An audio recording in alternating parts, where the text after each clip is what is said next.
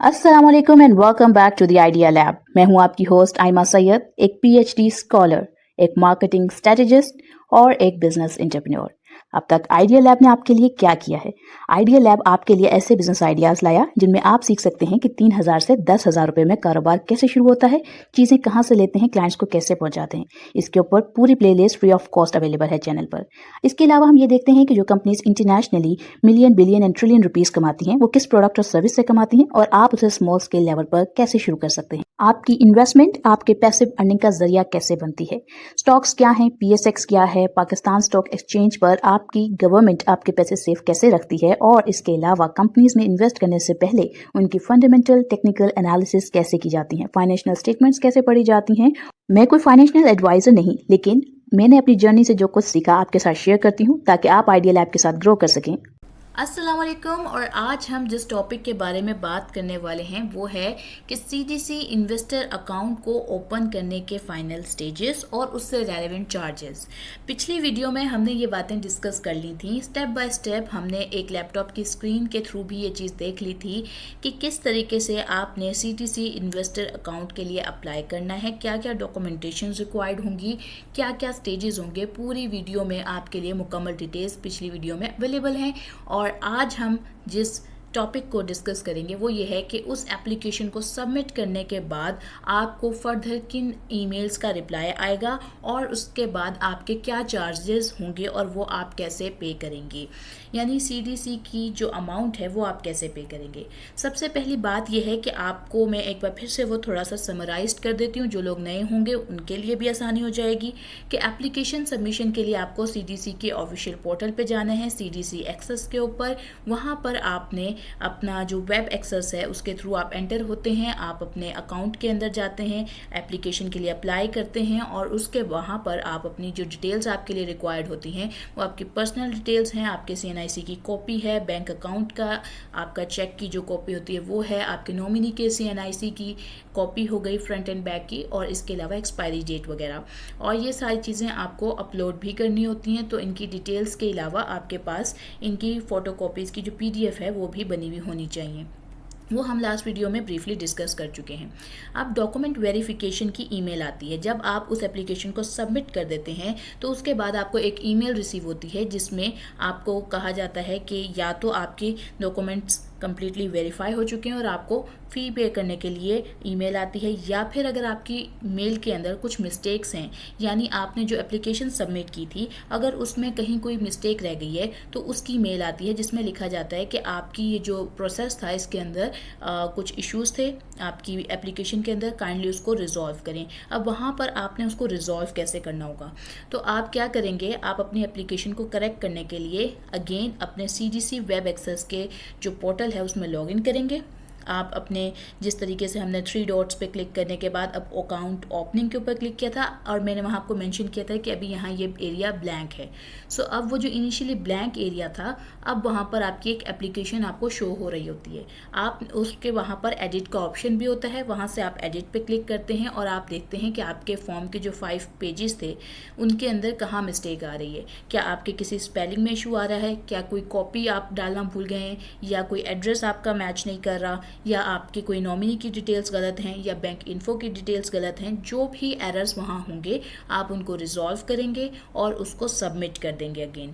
अब ये आपकी रीसबमिट हो जाएगी। उसके बाद मान लेते हैं कि आपकी एप्लीकेशन अप्रूव हो गई और आपको जो नई ईमेल आती है जो तकरीबन 1 हफ्ते तक में आ जाती है, जिसमें लिखा होगा कि ये जो आपका सीडीसी का जो आपने एप्लीकेशन सबमिट की थी वो अप्रूव हो गई है, अब आप इसकी फ़ी जो है वो पे कर दें, यानी आपको फ़ी इनवॉइस की जो ईमेल है वो मिल जाती है। अब ये फ़ी आपने पे कहाँ से करनी होती है, तो इसके 2 तरीके हो सकते हैं। एक ये होता है कि आप वन बिल के पेमेंट के थ्रू भी किसी भी बैंक ऐप के थ्रू, जैसे आप अपने सुई गैस का बिल, वापडा का बिल पे करते हैं उस तरीके से आप इसको भी पे कर सकते हैं। सेकेंडली ये है कि आपके बैंक ऐप के अंदर बिल पेमेंट का ऑप्शन होता है। आप वहाँ जाकर बेनिफिशियरी ऐड बेनिफिशियरी करेंगे और वहाँ टाइप करेंगे CDC IAS इन्वेस्टर, तो आपके पास एक ऑप्शन आ जाता है, आप उस पर क्लिक करते हैं, आपकी जो टोटली अमाउंट होती है, जो एनुअल चार्जेस ये आपसे रिक्वायर कर रहे होते हैं सीडीसी के, वो 388 रुपीज़ हो सकते हैं, और या 340 तक, या 388 से लेकर 390 तक या 400 तक होंगे। वो आप वहाँ पर ऐड करेंगे पेमेंट, और आपकी डिटेल्स आ जाती हैं। अकाउंट नंबर आपसे पूछते हैं, वो अकाउंट नंबर आपका ईमेल में लिखा होता है, वहाँ से आप वो account number 14 digits to 16 digits पे वेरी कर सकता है। सो आप वहाँ पर वो अकाउंट नंबर डालते हैं और फिर आपका डिटेल्स आ जाती हैं और आप उसको पे कर देते हैं। अब ये जो फ़ी पे होती है, ये कहाँ इस्तेमाल होती है, ये अभी हम डिस्कस करेंगे। तो अब उसके अलावा, इसको फ़ी को पे करने के अलावा आपको एक और मेल आ सकती है। बहुत सारे लोगों का ये इशू आता है कि उनके सिग्नेचर जो हैं वो उनके आईडी कार्ड जो है उससे मैच नहीं कर रहे होते हैं। तो आपको एक ईमेल आ सकती है आइडेंटिटी वेरिफिकेशन के लिए हवाले से। उसमें लिखा होता है कि आपको इस डेट पर इतने बजे जूम कॉल के थ्रू हमारे साथ आइडेंटिटी वेरिफिकेशन करनी होगी। तो अब आप वो कैसे करेंगे कि आपने अपनी जो लैपटॉप है या फिर आपका जो मोबाइल फ़ोन है उसमें जूम ऐप डाउनलोड कर लेनी है, और उसके अंदर आपने अपना जो जिस तरीके से जब उनकी कॉल आने वाली है उससे पहले आपने अपने कॉल का पूरा सेटअप कर लेना है 5 से 10 मिनट पहले ही। और आपके पास उस वक्त आपका CNIC मौजूद होना चाहिए, आपके बैंक की चेकबुक मौजूद होनी चाहिए, आपके जो भी आपके नॉमिनी के डॉक्यूमेंट्स है वो भी आप, अगर आप उनकी फ़ोटोकॉपी या कोई किसी फॉर्म में आपके पास वो डाटा होना चाहिए। इसी तरीके से आपके जो भी रेलिवेंट डॉक्यूमेंट्स हैं वो आपके पास उस वक्त होने चाहिए, और आप उनके साथ कॉल पे जाते हैं। वो आपसे किसी पेज पे साइन करवा के चेक कर सकते हैं, आपकी फ़ोटो क्लिक करवा सकते हैं, या आपकी फ़ोटो की पिक्चर मंगवा सकते हैं। सो इस तरीके से आपकी वेरिफिकेशन कंप्लीट हो जाती है, और इसके बाद भी आपका अकाउंट जो है वो एक्टिवेट कर दिया जाता है। अकाउंट एक्टिवेट करने के बाद आप अपने EXS पे जाकर अपने उस पोर्टल को ऑप्शन को अवेल कर सकते हैं, और आप अपने जो भी ब्रोकर से आपके स्टॉक्स हैं उसकी ब्रोकर की ऐप में व्यू के ऑप्शन में जाके, मोस्टली एक टाइप के ही ज़्यादातर ब्रोकर्स के ऑप्शन होते हैं, तो आप व्यू में जाकर उनके पास ऑप्शन होता है send to CDC investor account.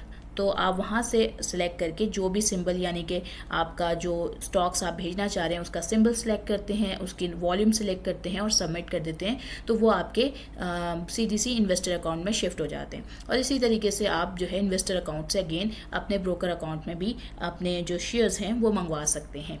अब ये जो आप शेयर्स भेज रहे हैं या मंगवा रहे हैं, इसके ऊपर कुछ चार्जेस अप्लाई होते हैं, अब वो देख लेते हैं। तो अब कितने किस्म के चार्जेस हैं जो CDC इन्वेस्टर अकाउंट के ऊपर अप्लाई होते हैं। तो बेसिकली टोटली 3 तरह के चार्जेस हैं जो CDC के ऊपर जो इन्वेस्टर अकाउंट है उस पर अप्लाई होते हैं। अब ये चार्जेस क्या हैं? सबसे पहला चार्ज का नाम होता है इनिशियल डिपॉजिट चार्ज। ये तब लगता है जब आप अपने ब्रोकर के अकाउंट से अपने शेयर्स को ट्रांसफ़र करते हैं अपने इन्वेस्टर अकाउंट के अंदर। ये 0.0125 पर शेयर होता है। अगर आपने 4000 शेयर ट्रांसफ़र किए हैं तो ये तकरीबन आपके 50 रुपीज़ का अमाउंट बनता है एक टाइम पे। अब अगर आपने कस्टडी चार्जेस का मतलब ये है कि आपकी जो एनुअली आपका स्टॉक को होल्ड करके रख रहा है CDC, उसके ऊपर वो कुछ कस्टडी चार्जेस डिडक्ट करता है।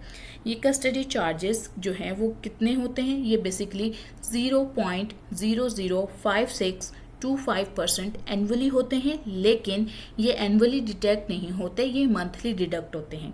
वो किस तरीके से कि ये कैलकुलेट भी मंथली बेसिस पे हो रहे होते हैं और मंथ के डेली बेसिस पे कैलकुलेट होते हैं, और मंथ के एंड पे आपने जितने चार्जेस भी, जितने शेयर्स भी ट्रांसफ़र किए हैं उनकी एक अमाउंट डिडक्ट होती है, और ये अमाउंट उस इनिशियल डिपॉजिट में से डिडक्ट हो रही होती है 388 रुपीज़ में से जो आपने सबमिट कराए होते हैं। अब इसके अलावा अगर हम इस कस्टडी चार्जेस के हवाले से एक एग्जांपल देख लें। कस्टडी चार्जेस जो हैं वो आपके नंबर ऑफ़ शेयर्स के ऊपर अप्लाई नहीं होता, ये आपके शेयर्स की फेस वैल्यू पे अप्लाई होता है।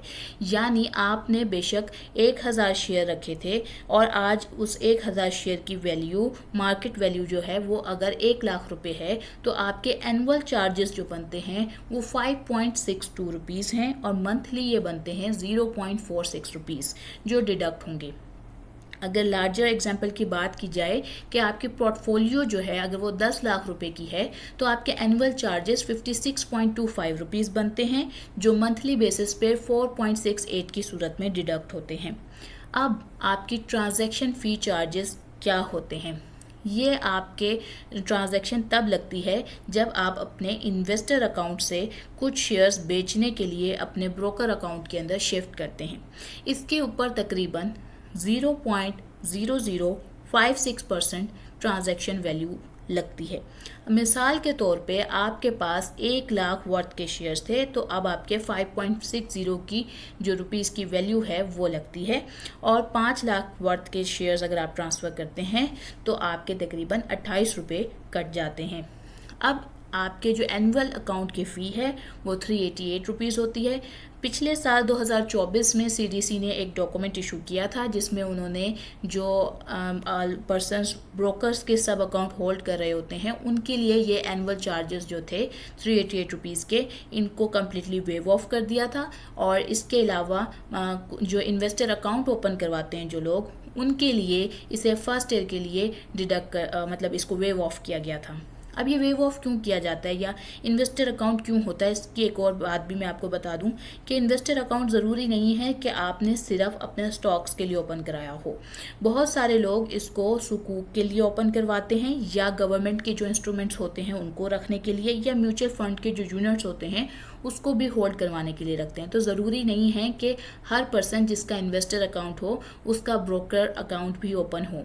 ब्रोकर अकाउंट उन लोगों के लिए ज़रूरी होता है जिन्होंने PSX के ऊपर अपने स्टॉक्स खरीदने और बेचने होते हैं। लेकिन जिन लोगों को सिर्फ अपने म्यूचुअल फंड्स को स्टोर करना होता है, या सुकूक को स्टोर करना होता है, या किसी गवर्नमेंट इंस्ट्रूमेंट को स्टोर करना होता है, उनके लिए सिर्फ इन्वेस्टर अकाउंट भी काफ़ी रहता है। तो इसीलिए 2 ऑप्शंस ओपन करने वाले, इन्वेस्टर अकाउंट और सब अकाउंट ओपन करने वाले के लिए वेव ऑफ का ऑप्शन 1 साल का दिया गया था। अब अगर हम बात करते हैं इस सारी समरी की, तो जो इनिशियल डिपॉजिट है वो आपके सामने, मैंने इसका एक चार्ट आपके पास पेश कर दिया है। इसकी एक तस्वीर मैं आपके लिए जो व्हाट्सएप चैनल है आइडिया लैब का, जिसका लिंक हमारे कह लें कि आइडिया लैब का ये जो होम पेज होता है इसकी जो डिस्क्रिप्शन है उसके अंदर मेंशन है, वहाँ पर अपलोड कर दूँगी ताकि आप इसको देखकर अपने पास भी सेव कर सकें। अब अगर हम बात करें कुछ क्विक टिप्स की इन्वेस्टर्स के लिए, तो वो ये होगा कि आप जब अपना डॉक्यूमेंट्स अप्लाई कर रहे हैं इन्वेस्टर अकाउंट ओपन करवाने के लिए, तो उनको डबल चेक ज़रूर कीजिएगा कि आपने सही PDF सेलेक्ट की है या नहीं, आपकी चीज़ें ब्लर तो नहीं हैं, आपका डॉक्यूमेंट के सारे कोई एजेस कट तो नहीं रहे हैं, आपने सिग्नेचर फॉर्म्स जो हैं वो सही तो किए हैं, कि आपके सिग्नेचर आपके CNIC बैंक फॉर्म और CDC फॉर्म, इन तीनों जगहों पे जो आपने साइन किए हुए हैं वो मैच करते हैं या नहीं, आपने जो फ़ी पे की है वो आपने आफ्टर अप्रूवल करनी है, पहले खुद से नहीं करनी। और इसके अलावा जो आपकी कह लें कि ईमेल है और फ़ोन है, आपने उसको एक्टिव रखना है ताकि आपकी कम्युनिकेशन बेहतर रहे। अपनी ईमेल को आपने लाजमी चेक करते रहना है। जो कस्टडी चार्जेस होते हैं ये बहुत छोटे होते हैं, तो जिन लोगों का पोर्टफोलियो ऐसा है कि जो मंथ्स के लिए इनको होल्ड कर रहे हैं, यानी 6 मंथ्स से लेकर ऑनवर्ड 1 साल से ऊपर तक के लिए जो इन स्टॉक्स को होल्ड करते हैं, वो लोग इसको ज़रूर ओपन कर लें, या जिनका पोर्टफोलियो 1-2 लाख या 3 लाख से ऊपर का है वो भी इसको ओपन कर सकते हैं। इवन जिसका छोटा सा भी पोर्टफोलियो है 10-20 हज़ार का, वो भी ओपन कर सकते हैं। और अगर आप कहेंगे तो मैं एक ऐसी आपके लिए तमाम चार्जेस 20,000 अगर कोई शख्स पर मंथ इन्वेस्ट करता है तो उसके ऊपर ये चार्जेस किस तरीके से अप्लाई होंगे, उसकी कंपाउंडिंग को लेकर और बाकी चीज़ों को लेकर, अगर आप उसके वजह से कोई वीडियो देखना चाहें तो आप मुझे ज़रूर कमेंट डाउन कर सकते हैं। और इंशाअल्लाह आगे मैंने आपके लिए कैपिटल गेन टैक्स किस तरीके से आप पर अप्लाई होता है और वो कितना होता है और किस तरीके से देखा जाए उसको, तो इसके हवाले से इंशाअल्लाह हमने एक आपके लिए वीडियो ज़रूर लेकर आनी है। और उम्मीद करती हूँ आपको आज की वीडियो अच्छी लगी होगी, आपने चैनल को लाइक किया होगा, शेयर किया होगा, सब्सक्राइब किया होगा। मुझे दुआओं में याद रखिएगा। आज के लिए लेती हूँ मैं अलविदा। अस्सलाम वालेकुम।